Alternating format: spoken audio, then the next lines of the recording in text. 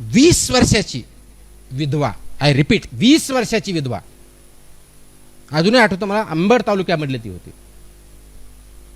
Just 2 वर्षापूर्वी तिचं लग्न झालेलं होतं. 10वी-12वी काहीतरी शिकलेली असेल.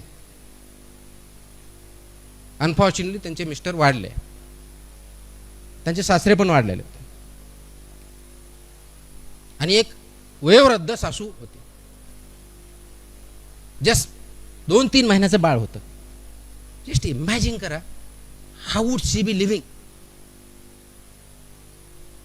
माझ्याकडे मला करायचं आहे म्हणायचं, मी 1 महिना मी घरापासून बाळाला घेऊन कसं राहू दूर. माझ्यासमोर प्रश्न पडला.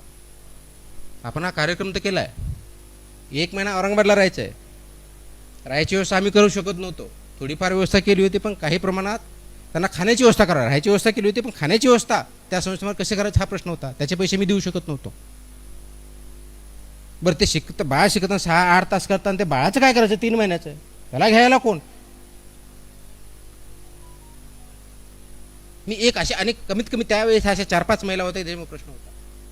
पण मी ठरवलं नाही, तुम्हाला जर शिक्षण घ्यायचं, एम्पॉवर व्हायचं आणि तुम्हाला पुढे जर जायचं असेल, तुम्हाला तिथंच ट्रेनिंग करावं लागेल. कारण हबीब्सकडे जर ट्रेनिंग केलं नाही, तुम्हाला स्किल्स येणार नाहीत. त्या नाही आलं तर तुम्हाला धंदा कसा करायचा हे आम्ही शिकवणार ते करणार नाही. त्याच्यामुळे त्याचा उपयोग होणार नाही. त्या माऊलीनं लक्षात ठेवा, त्या माऊलीने काय केलं, आणि त्या मुलीला आणि त्या सासूला आपण हॅट्स ऑफ दिल्या पाहिजे.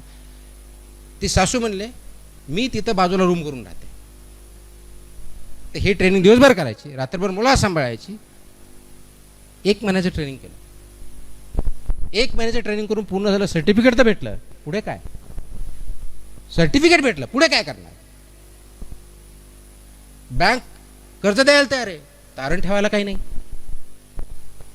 तारण ठेवायला काही नाही, जमीन नाही.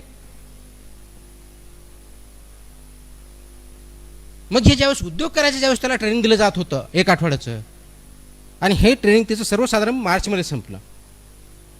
आणि मग त्यांच्यामध्ये जी स्वतःची शक्ती जी आहे विचार करण्याची, त्यांनी ती वापरली. छोटासा किट त्यांनी विकत घेतला आणि लग्न सराई जे आपल्या चालू असते, उन्हाळ्यामध्ये जनरली लग्न होतात, त्यावेळेस व्हायचे. आता तर 12 महिने होतात. त्या काळास उन्हाळा हा मेजर सीझन असायचा जनरली, एप्रिल मे, बरोबर आहे. त्यावेळेस सीझन सुरू झालं आणि म्हणून त्या लग्नाच्या काळामध्ये तिथं जाऊन नवरा नवरीला जे काही तुम्हाला ब्युटिफिकेशन किंवा सर्व्हिस द्यायची ते सुरू केलं. 2 महिन्यामध्ये तिने जवळजवळ 20,000 रुपये कमवले. आणि 3ऱ्या महिन्यात अंबडला स्वतःचं बुटीक टाकलं. ही जी कपॅसिटी आहे ही तुमच्यामध्ये आहे. प्रश्न एवढाच आहे की ती ॲडव्हर्सिटी झाल्यानंतर ती कपॅसिटी जागी होणार आहे का आपण शिक्षण घेत असताना, समाजामध्ये वावरत असताना त्या क्षणाला ती जागी करून त्याला एक चांगलं वळण द्यायचं, हा प्रश्न आहे. महत्वाचा मुद्दा इथं फक्त तिथं चालू केलं, उत्पन्न सुरू झालं, त्याचं अंबडला सुरू झालं. आता काय परिस्थिती मला माहित नाही, कारण ह्याच म्हणाला 10-12 पेक्षा जास्त वर्ष झालेली. परंतु त्यांनी त्यावेळेस सुरू केलं की ज्यावेळेस आता मीच बसले, आता पायावरती उभं राहिले, अशा ज्या महिला आहेत त्यांना मी फ्री ट्रेनिंग माझ्याकडे देणार. हे महत्त्वाचं होतं की तिने त्याच्या एम्पॉवरचा वापर समाजाच्या भल्यासाठी केला. हे महत्त्वाचं आहे. समाजामध्ये आपण चांगलं करायला काही जातो का, आणि ते एम्पॉवर करून समाजाला पुढे नेतो का, हा खूप महत्त्वाचा विषय आहे. आता मी तुम्हाला सिंपल उदाहरण का दिले, याच्यामध्ये माझं कॉन्ट्रीब्युशन काय, फक्त त्याला एक डिरेक्शन देण्याचं काम आहे. ज्या एजन्सी माझ्या हातात आहे, अथॉरिटी म्हणून त्याची बँकेची मदत लागेल, वेगवेगळ्या शासकीय कार्यालयाची मदत लागेल, ती केली.